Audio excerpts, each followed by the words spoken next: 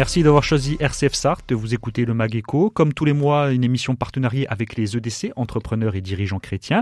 Nous allons nous attarder sur le parcours d'un EDC. François-Xavier Flichy, bonjour. Bonjour, Paul-Joseph. Vous êtes donc coach d'affaires, vous accompagnez les dirigeants d'entreprise. Exactement. Vous êtes là pour témoigner de votre engagement au sein des EDC et c'est d'un peu de coutume quand on fait ces témoignages. D'abord, est-ce que vous pouvez en quelques mots, en quelques phrases plutôt, ça va être un peu compliqué en quelques mots, détailler déjà votre parcours professionnel? Alors moi, mon parcours professionnel, c'est 25 ans dans l'industrie. Comme je dis souvent, sous le ton de la boutade, dans des petites structures, c'était des multinationales, à fabriquer de la poudre de lait, de l'industrie navale, en passant par le revêtement de sol PVC, et puis plus dernièrement dans l'économie circulaire, dans la valorisation des biodéchets animaux. Et dans ces petites, entre guillemets, entreprises multinationales, vous étiez ici en Sarthe, dans des succursales ou à Paris ou ailleurs? Alors non, je me suis beaucoup déplacé en France. J'ai commencé en Picardie, au fin fond de la Picardie, en Thiérache, pour aller après à La Rochelle, puis après sur Senlis, après à Brest, à Lyon, et puis arrivé en Sarthe il y a maintenant presque 5 ans. Et comment vous êtes arrivé à devenir coach d'affaires? Comment s'est passée la transition? Eh ben en fait, c'était moi, c'est 25 ans où j'ai travaillé à accompagner les managers, les organisations dans la transformation, la gestion du changement, etc. En fait, je passais plus de temps à expliquer pourquoi il faudrait faire quelque chose qu'à réellement mettre en œuvre. Et envie de, je dirais, la crise de la cinquantaine arrivant, envie de réellement être acteur et de travailler avec des dirigeants qui ont envie d'eux. Et là, je m'éclate depuis maintenant presque 2 ans à travailler avec des dirigeants qui sont d'horizons très très différents, dans des métiers très différents. J'apprends énormément, je partage mon expérience et puis je les aide à mettre en œuvre leur plan d'action. Et ça, c'est top. Merci, donc on vient de voir votre parcours professionnel et là forcément avant d'arriver à votre arrivée aux EDC, quel est votre parcours spirituel? Vous avez été élevé dans la foi catholique, vous étiez arrivé sur le tard ou comment? Non, alors moi je dirais la chance d'être né dans une famille réellement chrétienne où les parents nous ont fait découvrir la foi.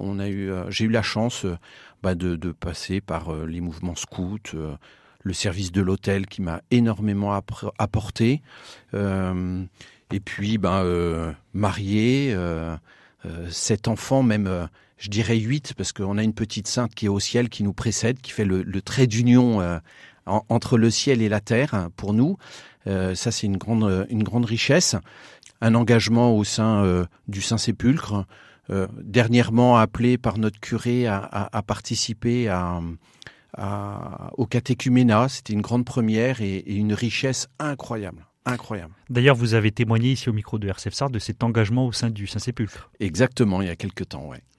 Donc, on va relier les deux, votre parcours professionnel et votre parcours spirituel. Déjà, comment vous avez découvert les EDC, entrepreneurs et dirigeants chrétiens? Alors en fait, mon père avait lancé son activité à peu près pareil dans les 55 ans, je crois. Et à un moment, il s'était lancé aussi dans les équipes des EDC pour rompre un petit peu de la solitude, partager ses difficultés.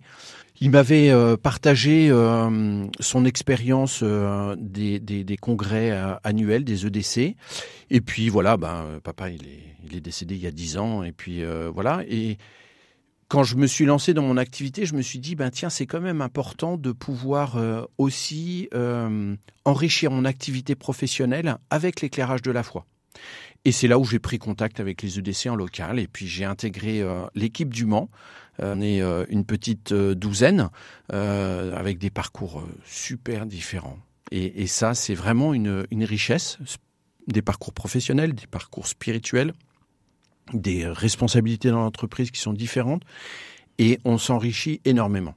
Comment vous avez été accueilli aux EDC? Comment ça s'est passé? Vous avez tapé à la porte en disant je suis chrétien, je suis dirigeant, je veux vous rejoindre? C'était très très difficile. Non, c'était super simple. J'ai envoyé un petit mail sur la plateforme des EDC pour dire tiens, toc toc toc, je serais intéressé pour rejoindre une équipe. Et puis j'ai eu un coup de téléphone, on a discuté pour comprendre quelles étaient mes motivations, ce que je venais rechercher. Et puis voilà, j'ai intégré un beau jour une équipe, l'équipe du Mans, et ça s'est super bien passé. Comment vous vivez cet engagement au quotidien? Comment ça se passe? À quelle fréquence vous réunissez? Avant d'approfondir, là on est vraiment en surface, on dirait. D'un point de vue très, très pratico-pratique, on se réunit une fois par mois sur un thème. Alors, on a traité des thèmes très très différents, qui tournent toujours autour de la doctrine sociale de l'Église, forcément. Ça a été aussi bien de traiter, par exemple, de la subsidiarité, ou plus récemment de la place des jeunes dans l'entreprise. Là, on a une réunion ce soir sur le capitalisme, comment vivre en chrétien dans un monde capitaliste, quel est notre regard, notre valeur ajoutée par rapport à ça, qu'est-ce que l'on peut apporter, mais ça peut être de manière très concrète, comment mener des entretiens avec ses collaborateurs, donc comment gérer des difficultés qu'on peut avoir. Et puis à chaque réunion, on arrive aussi, on fait un tour de table, et parfois l'un d'entre nous face à une difficulté ou à une situation un peu particulière, on va en partager, on va échanger sur chacun. Tiens, quel est notre regard par rapport à ça, et qu'est-ce qu'on peut s'apporter les uns les autres.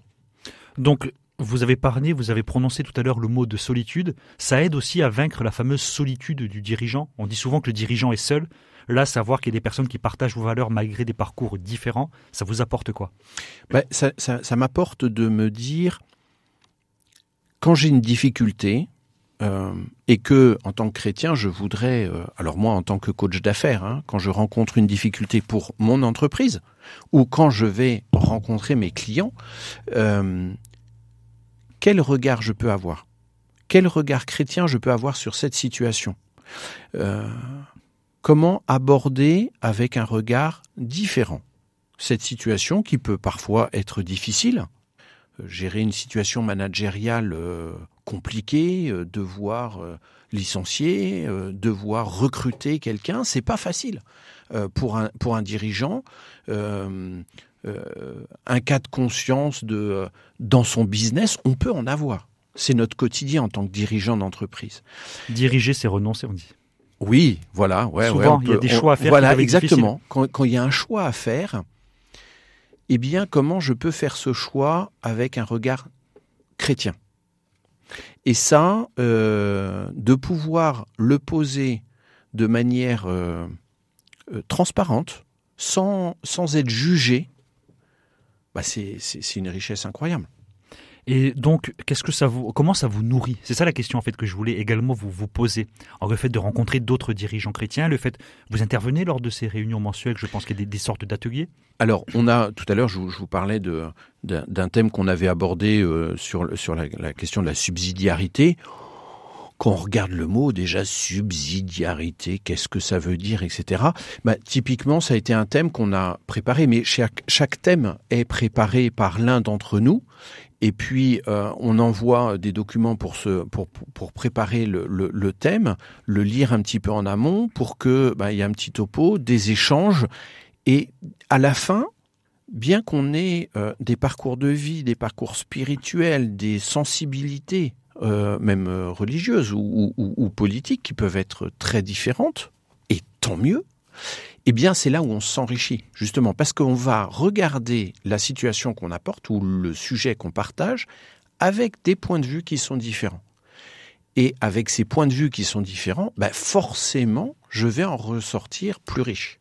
Parce que d'autres m'auront apporté un point de vue que je n'avais pas, que je ne voyais pas. La différence nourrit la réflexion? Exactement. Ouais, c'est de la différence des points de vue que l'on s'enrichit. Il y a des parcours vraiment très différents dans votre équipe à vous? Ah oui, ouais. Ça vous enrichit comment, le fait que ces personnes n'ont pas forcément sont pas forcément dans la même branche professionnelle, n'ont pas forcément le même parcours spirituel? C'est parce que comment expliquer ça? On voit pas les mêmes choses. On ne voit pas les mêmes choses.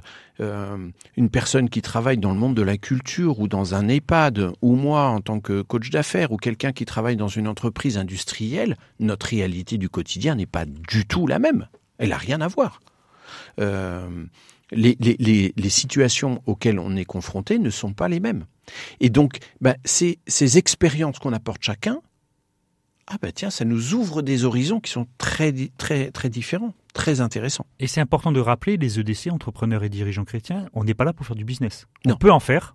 Ça peut, Voilà. s'il y a une affinité professionnelle. S'il y a une opportunité, tant mieux, on en fait. Mais là, on vient pour s'enrichir, pour se nourrir. Et au sujet de cet enrichissement, en préparant cette émission, vous souhaitiez revenir sur un slam qui parle de la doctrine sociale de l'Église, qui la résume, si tant est qu'on puisse la résumer. Dites-nous en plus. C'est un slam qui a été écrit pour les EDC par un groupe qui s'appelle Eureka, qui est d'origine de Lyon, et qui s'appelle Place à l'action. Et alors moi, ce que je trouve très amusant, c'est que le rythme, le chant est très moderne. C'est très contemporain.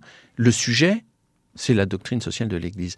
Et je trouve très sympa cette confrontation entre justement ce message qui est le message de l'Église et ce point qui est très d'actualité.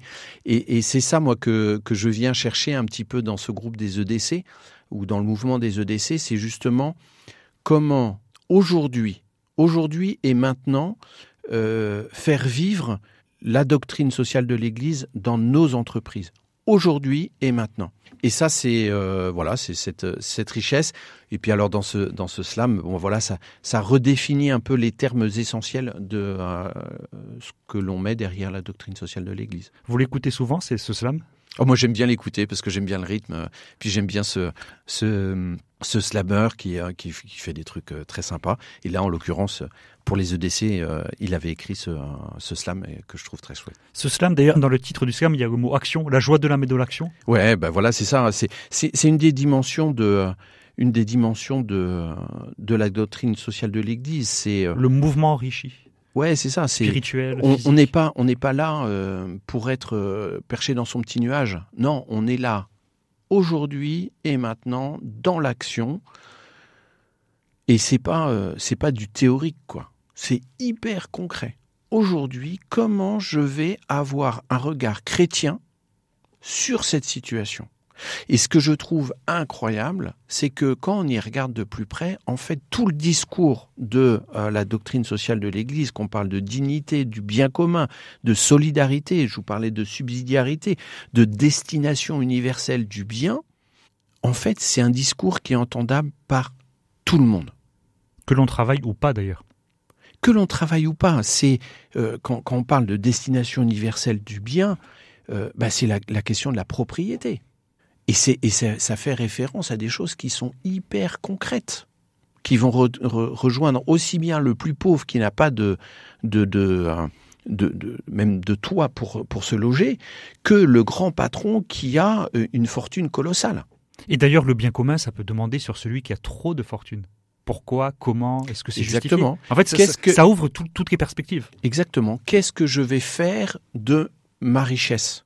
Est-ce que je vais l'entasser dans mon grenier ? Ou est-ce que je vais l'utiliser pour le bien commun ? On finira sur cette belle phrase. François-Xavier Flichy, merci. Merci beaucoup. Donc, vous êtes membre des EDC, vous êtes coach d'affaires et c'était le Mag Éco que vous pouvez retrouver en podcast sur rcf.fr.